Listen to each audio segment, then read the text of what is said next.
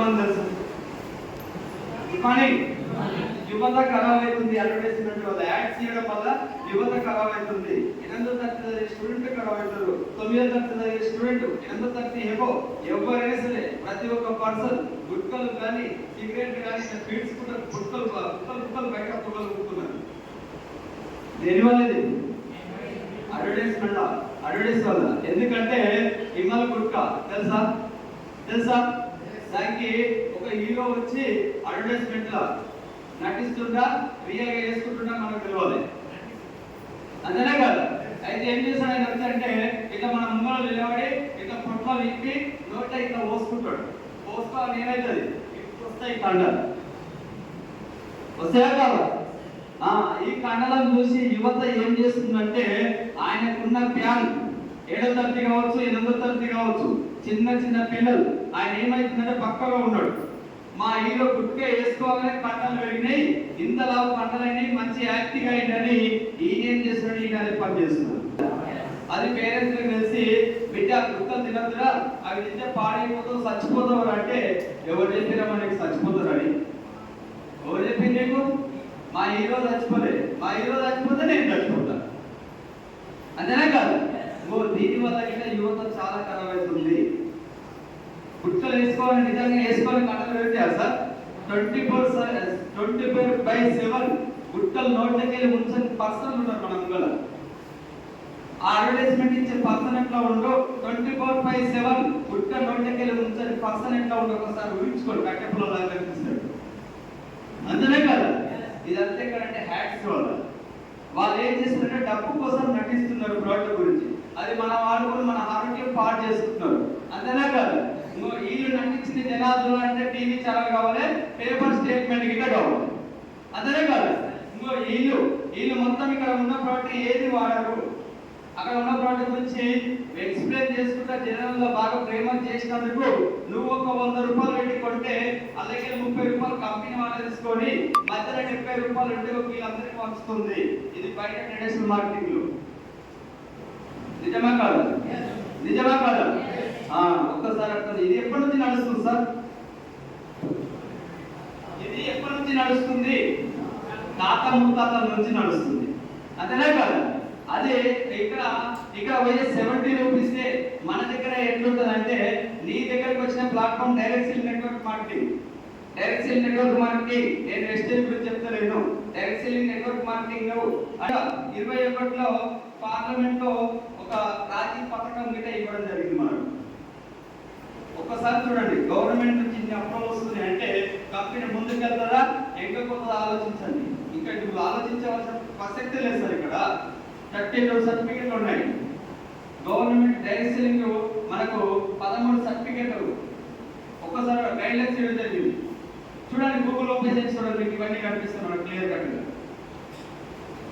Direct selling network marketing అనేది ఒకటేసారి sale company కాడ 30కి తయారైతుంది, కస్టమర్కి వస్తుంది 100 రూపాయలకు వస్తుంది. 100 రూపాయలు పెట్టి నువ్వు ఏదైతే ప్రోడక్ట్ కొంటావో ప్రోడక్ట్ 100 రూపాయలు ఇచ్చి నువ్వు ప్రోడక్ట్ తీసుకొని పోతావు.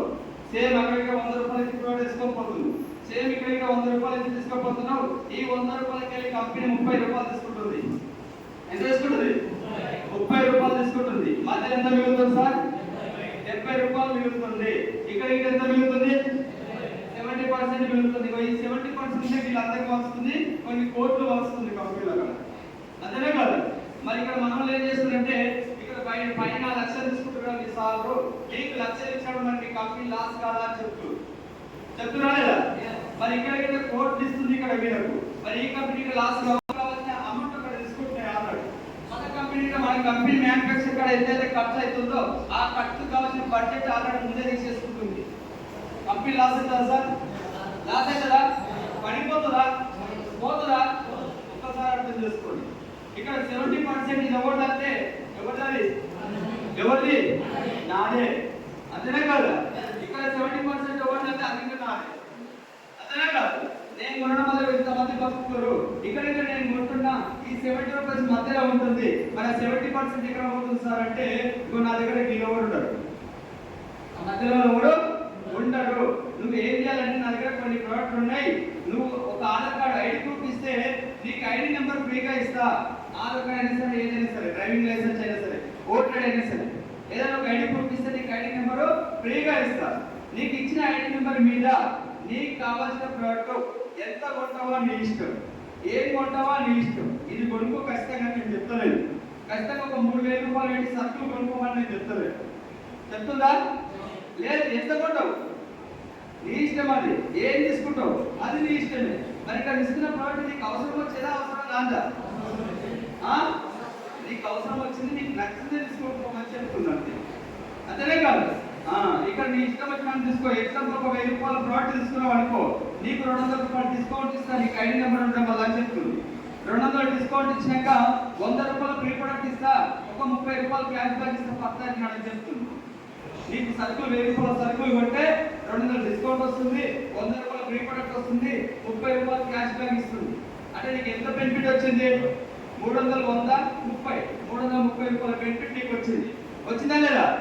330 రూపాయల బెనిఫిట్ నీకు వచ్చినప్పుడు నువ్వు వెంటనే పెట్టుబడి సరుకులు ఎంత? 1000 రూపాయలకి 330 రూపాయలు తీయొచ్చా లేదా? తీయొచ్చా లేదా? తీస్తే ఎంత పెట్టావు సార్? 670 రూపాయలకి నీకు 1000 రూపాయల సరుకులు వస్తున్నాయి. బయట వస్తున్నాయా? వస్తున్నాయా? ఏమంటారంటే రేట్ ఎక్కువనే. ఇక్కడ 1000 రూపాయలు కనిపిస్తుంది, నీకు వచ్చిన బెనిఫిట్ కనిపిస్తుంది నీకు. అంతేనే కదా? నువ్వు 1000 రూపాయలు వచ్చి అమ్మకి అంత రేట్ పెట్టి నేను కొంటనా అంటున్నాను. అంతేనే కదా? 1000 రూపాయలు కాదు సార్, నువ్వు 1000 రూపాయలు పెట్టినా నీకు బెనిఫిట్ వచ్చింది. ఆ బెనిఫిట్ కొంచెం మైనస్ తీసుకోను. అప్పుడు నీకు చేస్తే ప్రోడక్ట్ విలువ ఏంటంటే 2 సబ్బులు బయట సబ్బులు 3 వాడి దగ్గర మన 2 సబ్బులు సరిపోతుంది. బయట 3 కిలోల కుకింగ్ ఆయిల్ వాడి దగ్గర మన 2 లీటర్ల కుకింగ్ ఆయిల్ సరిపోతుంది. రేట్ ఏమైనా ఎక్కువ అనిపిస్తుందా? అనిపిస్తుందా? చూడండి, నువ్వు మాతో జర్నీ చేస్తే మీకు అర్థమవుతుంది. మాతో 2 మీటింగ్లో వచ్చి వింటే మీకు దీని గురించి క్లారిటీ వస్తుంది. అంతేనే కాదు. Good morning. ఇక్కడ నువ్వు కొన్ని ప్రోడక్ట్ 1000 రూపాయల ప్రోడక్ట్ తీసుకోపోయినావు కదా, తీసుకోపోయిన ప్రోడక్ట్ నువ్వు ఏం చేయాలంటే ఫస్ట్ నువ్వే వాడుకోమని చెప్తుంది. ఎవరైతే తీసుకోపోయారో వాళ్ళు ఫస్ట్ యూజ్ చేయాలి. యూజ్ చేసినాక ఈ ప్రోడక్ట్ నచ్చకపోతే మన నా దగ్గర రాకు, మళ్ళీ తీసుకోకపోని చెప్తున్నాను. నీకు నచ్చకపోతే వస్తావా? నాకు నచ్చకపోతే నేను వద్దునా? ఒక్కసారి నేను ఎంత నెగిటివ్ ఉన్నానో మీకు ఫస్ట్ చెప్పి రాదు.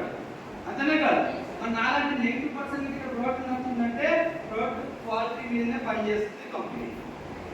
Good morning. Good morning.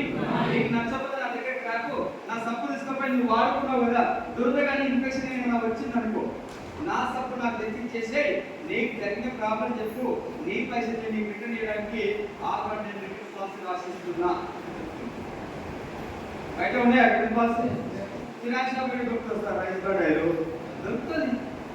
దానికి ఎదురు మనది లేదు. అంతనే కాదు. ఇక్కడ నీ ఐదు తీసుకుపోయి వాడుకో, నీకు దానివల్ల నీకు ప్రాబ్లం అవుతుంది, నాకు తెచ్చి నీ పైసలు ఇస్తాను చెప్తుంది. బయట చెప్తుందా? దర్జాగా రిటర్న్ పాలసీ రాసిస్తుంది. ఎక్కువగా చూసుకోండి ఒకసారి. ఈ పాయింట్ సరిపోతుంది సార్, ప్రోడక్ట్ వాడుకోవచ్చు. అనుమానం పడాల్సిన అవసరం లేదు ఇక్కడ.